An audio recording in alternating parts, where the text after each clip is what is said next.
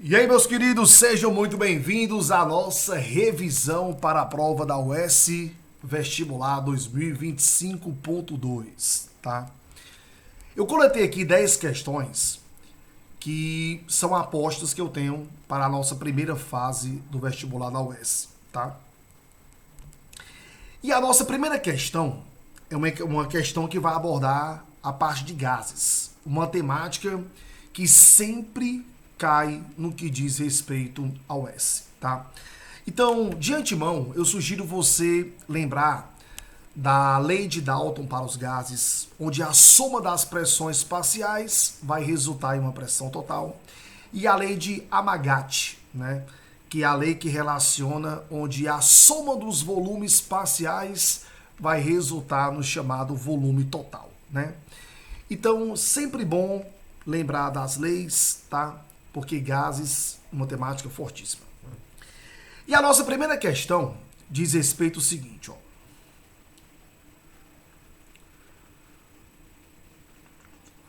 Uma estudante coletou 0,16 gramas de um determinado gás a 300 Kelvin em um recipiente de 150 ml e verificou que a pressão do gás era de 0,164 atm.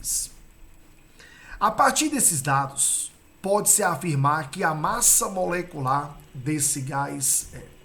Então, para resolver a nossa primeira questão, lembrar da nossa famosa equação, né? Pressão vezes volume é igual ao número em mol vezes a constante vezes temperatura. Ou seja, pressão vezes volume, lembrar que o número em mol é a massa do gás dividido pela massa molar dele, vezes R vezes T, né? Perceba que a questão quer a massa molecular, né?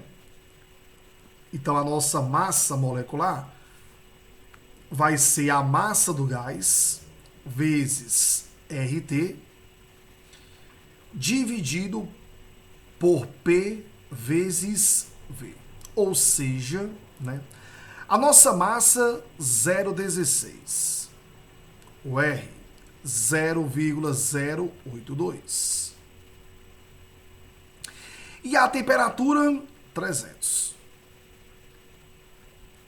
Isso tudo nós vamos dividir pela pressão, né, que é 0,164, vezes o volume, né? O volume está em ml, passando para litro, 0,15 litros. Então, que você desenvolve isso, nossa massa molecular, 160, no caso, a massa molar, seria gramas por mol, né? Se fosse massa molecular, 160 unidades de massa atômica. Então, a nossa primeira questão, gabarito, letra D de dado, 160. A nossa questão 2, ela vai envolver um pouco aí sobre a distribuição eletrônica, né? Então é sempre muito bom relembrar, né, aqueles princípios básicos, né? Quem é o subnível mais externo, o subnível mais energético, essa questão dos orbitais, né? Número de elétrons desemparelhados. Então é sempre bom o aluno estar aplicando aí sobre distribuição eletrônica, né? E a questão 2 diz assim, ó. A configuração eletrônica de um átomo neutro no estado fundamental é, e foi dado para você, o número de orbitais vazios remanescente no nível principal ME. Lembrou comigo, ó? Que você pega a camada K, ela se refere ao primeiro nível de energia, né? A camada L refere-se ao segundo. E a camada M, que é o que ele deseja, se refere ao terceiro nível de energia. Perceba o seguinte, ó. A terceira camada, você tem o S, você tem o P e você tem o D. O O D não foi representado na distribuição porque ele está vazio, né? Porém, perceba o seguinte, ó, o S ele tem apenas um orbital e esse orbital está com 2 elétrons. Está aqui, ó, 3s2, né? Já o P,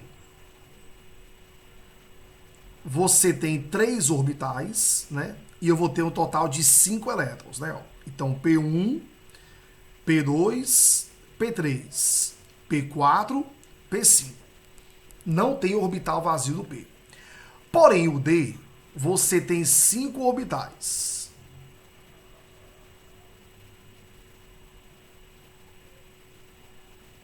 E nenhum deles possui elétrons, né? Então você vai ter aqui, ó, 5 orbitais vazios, né?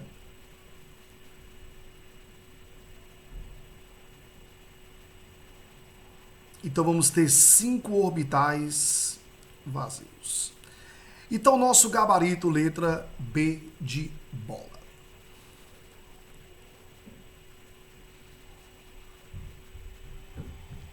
A nossa questão 3 aborda o seguinte, ó. Quais as substâncias abaixo têm maior tensão superficial?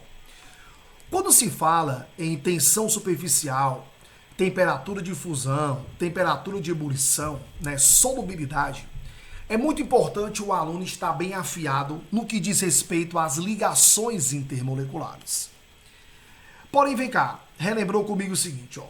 Quando se fala na tensão superficial, então eu vou ter aqui uma superfície, né? E eu vou ter aqui uma semisfera, né?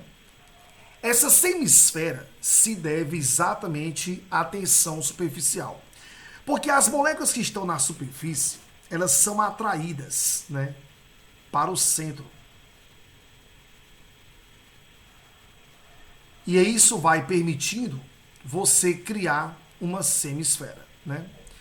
E essa atração depende das ligações intermoleculares que nós temos entre as moléculas, né, do nosso líquido.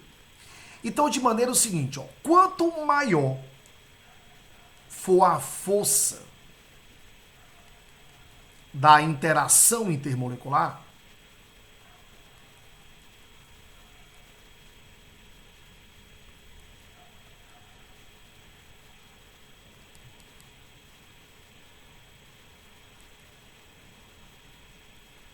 maior vai ser a força com que as moléculas mais internas vão puxar da superfície para o centro, né? Então, maior vai ser a nossa tensão superficial. Aí você tem o benzeno, o hexano, a água e o éter etílico. Galera, o benzeno e o hexano, eles são hidrocarbonetos.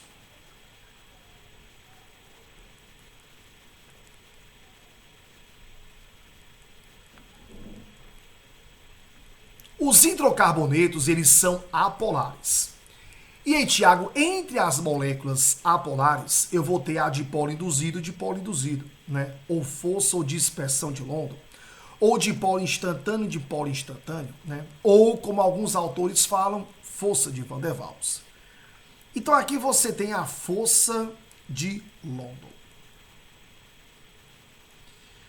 que por ser uma força que ocorre entre moléculas apolares, né? Então são interações que são bem fracas, né? Já no caso da água, que é o nosso referencial de polaridade, né? E aí você vai ter o O sendo parcialmente negativo e o H parcialmente positivo. Entre as moléculas de água vamos ter as ligações de hidrogênio, né? E quando você pega o éter etílico, né? Vamos ter assim, ó, CH3, CH2, O, CH2, CH3, né? Observe que o O vai ser a região parcialmente negativa e os carbonos serão parcialmente positivos. E atenção, quando a região parcialmente negativa é o O ou qualquer outra, e a região parcialmente positiva é o C, o que você vai ter é a dipolo-dipolo. Então a dipolo-dipolo, ou dipolo permanente, é uma interação que ocorre entre regiões polares que não realizam ligação de hidrogênio, né? Então o éter, ele vai fazer uma interação chamada de dipolo-dipolo. Atenção! Quando envolve substâncias puras, a interação de maior força é a ligação de hidrogênio, tá? Então, entre força de London, ligação de hidrogênio e dipolo-dipolo, a ligação de hidrogênio é a que tem a maior força de interação, então vai resultar em uma tensão superficial maior, né?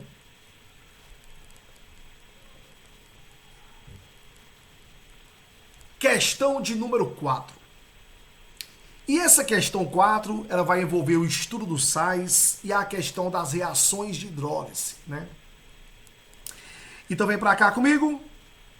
O NaCl, ele é um cara que veio da reação do NaOH, e em família 1, base forte, e o HCl, que é um hidrácido forte.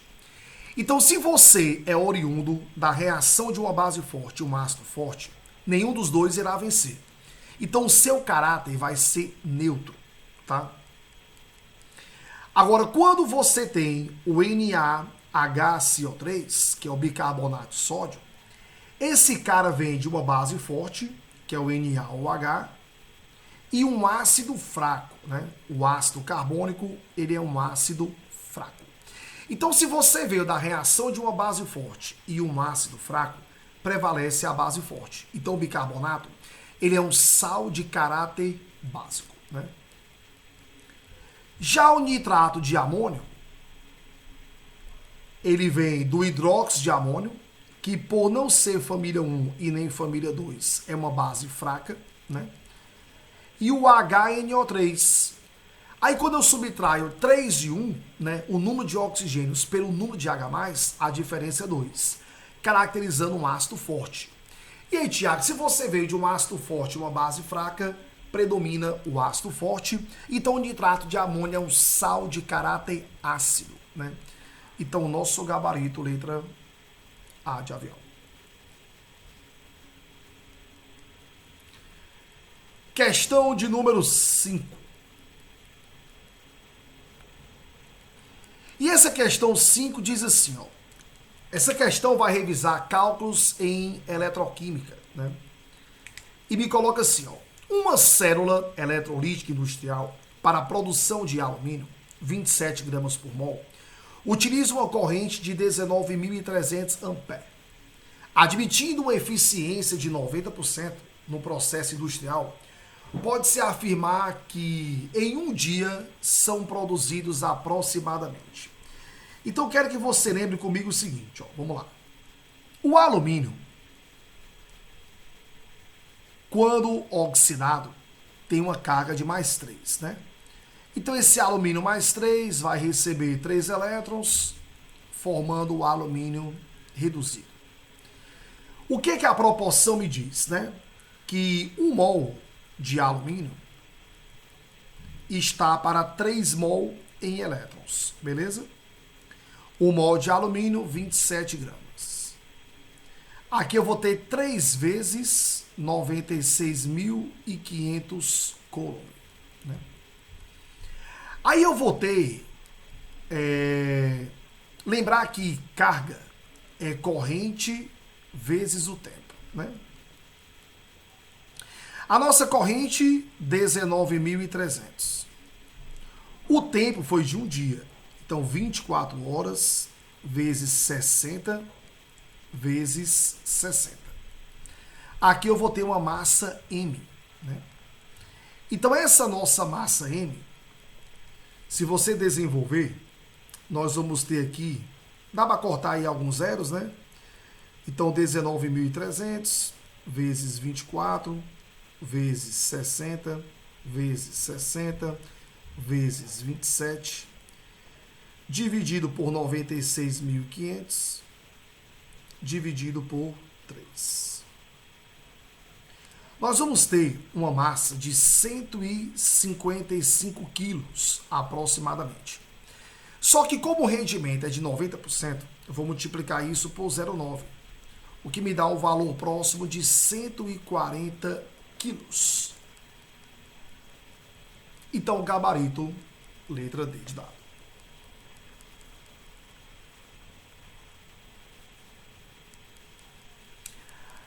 A nossa questão 6, ele quer saber o seguinte, ó. Qual seria a fórmula geral dos ácidos acíclicos, ou seja, de cadeia aberta, né? Saturados e dicarboxílicos. Bebê, eu sugiro, nessa questão de orgânica, você colocar um exemplo, desenhar um exemplo, tá? Então, vou ter um ácido dicarboxílico, né? Tá aqui.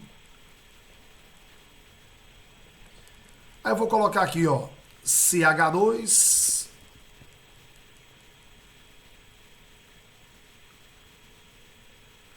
CH2, C duplo O traço OH, né?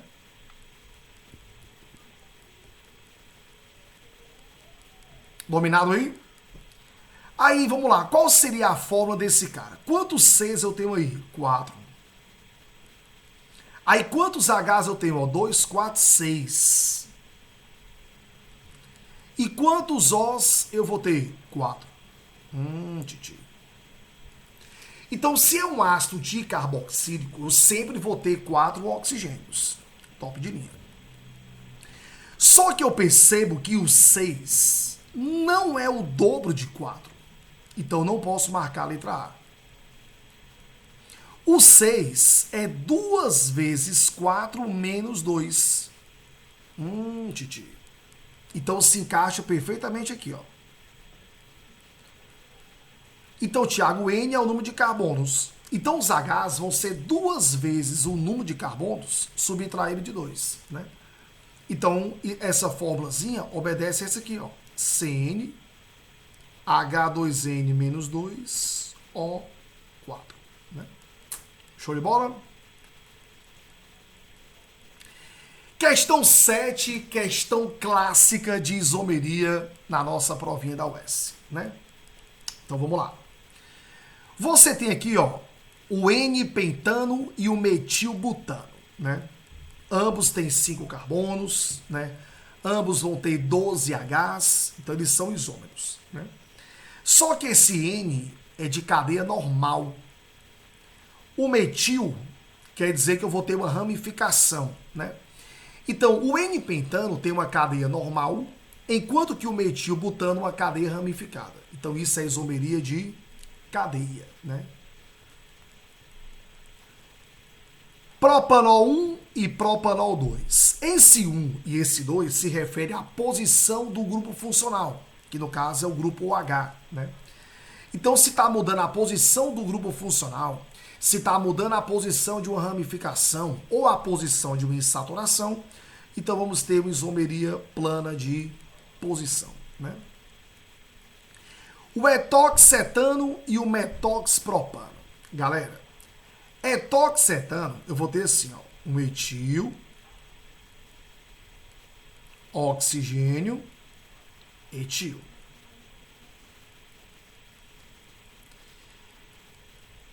E quando eu pego aqui o metox, então eu vou ter o metil, oxigênio e agora próprio.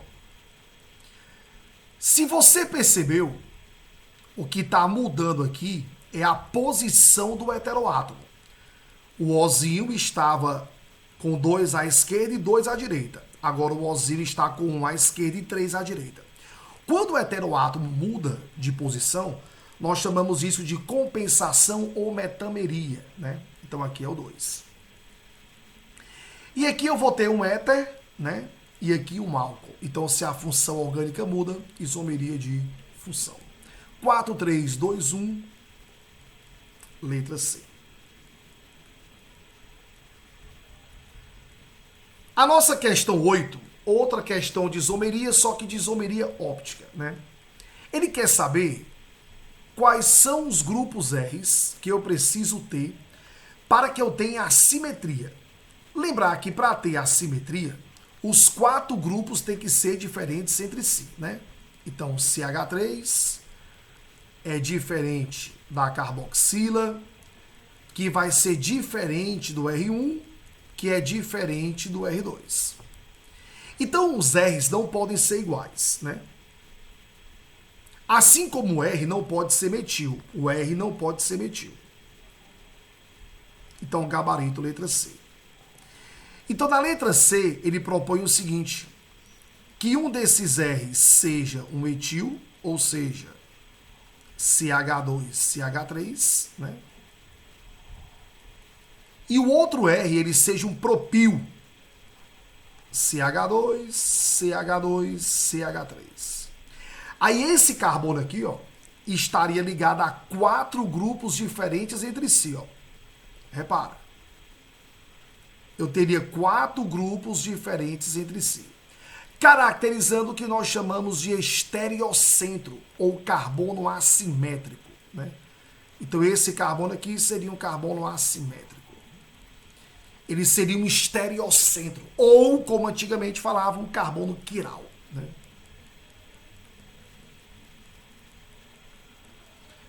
A nossa questão 9 diz o seguinte, ó.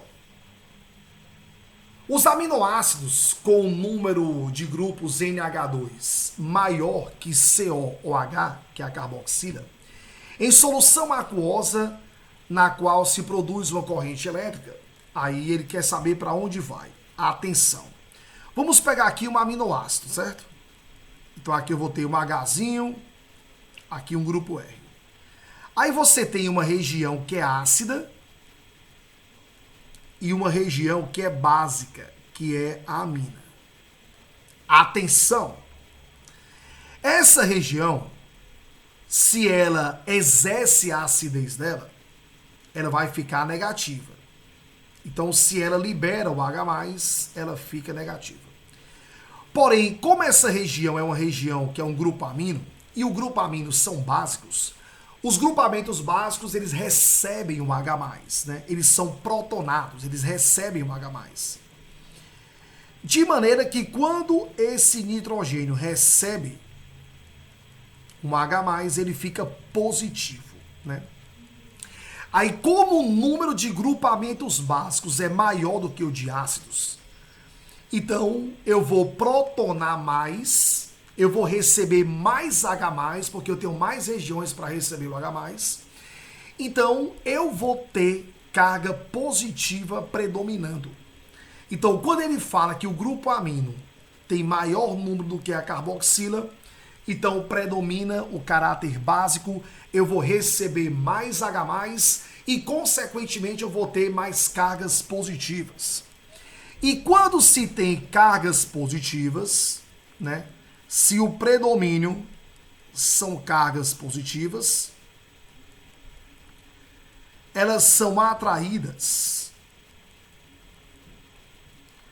pelo polo negativo do gerador.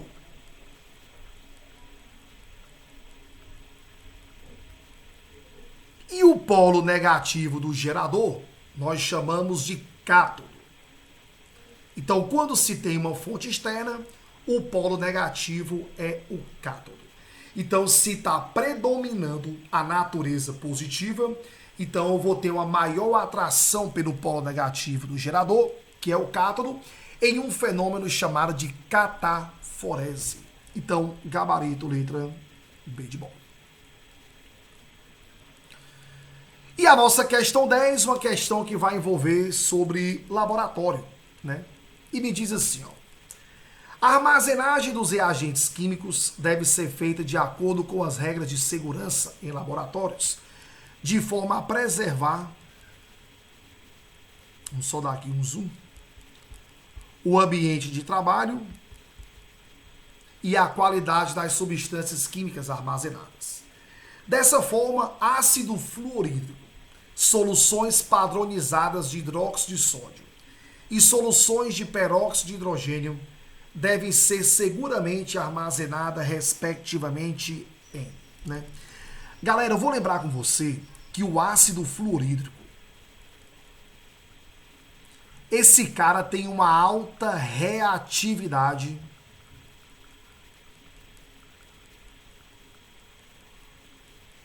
por óxidos. Aí eu vou lembrar que o principal componente do vidro é o dióxido de silício. Então, assim, o ácido fluorídrico ele não pode ter contato com óxidos, né? Então, vidro, não. Tá? Soluções de hidróxido de sódio. Galera, um ponto que é interessante é que o vidro ele tem um caráter ácido. Olhou para cá? O Ozinho é -2, né? Então, para zerar aqui é +4. Quando o elemento ligado ao O tem NOx maior ou igual a 4, ele tem caráter ácido. Então, assim, cara, soluções de hidróxido de sódio, elas não podem ter contato com o vidro, porque o vidro tem caráter ácido. Então, com o tempo, corrói. Então, gabarito letra A. O Teflon, né, ele é um polímero, né, que é a base de carbono e flúor, tá bom? Então, como não é um óxido, não vai reagir com o HF, né? Como ele não tem caráter básico, também não vai reagir com o HF, né? Então, o Teflon, perfeito. O hidróxido de sódio, ele não pode ter contato com o vidro, sendo muito comum armazenar em plásticos, como é o caso do polietileno, né? Lembrar que os hidrocarbonetos, eles não têm natureza ácida e nem básica, né? Então, dá para você usar perfeitamente, né? Aí o peróxido de hidrogênio, cara, olha que interessante. O peróxido de hidrogênio, ele em contato com a luz, ele se decompõe em água e O2. Então o ideal é que você não tenha luminosidade. Então o vidro âmbar, ele é um vidro que impede que a luz chegue até o nosso produto, né? Então ele é um frasco, né, com uma cor onde você consegue filtrar aí muito das ondas eletromagnéticas, né? Então, de maneira que esse vidro âmbar, ele é um vidro que impede que a luz ela possa decompor o que está dentro do recipiente, né? Então, gabarito, letra A. O Pirex, ele é um vidro que tem um pouco mais de resistência química, né, em relação aos outros, né? Mas, no caso aí, se eu quero conservar o meu produto, aí eu tenho que evitar a fotólise, né? Então, se eu quero evitar a fotólise, então o ideal é que você utilize um vidro âmbar para proteger o teu produto, que é o ácido ou que é o peróxido de hidrogênio. Fechado aí? Bons estudos e até o nosso próximo encontro.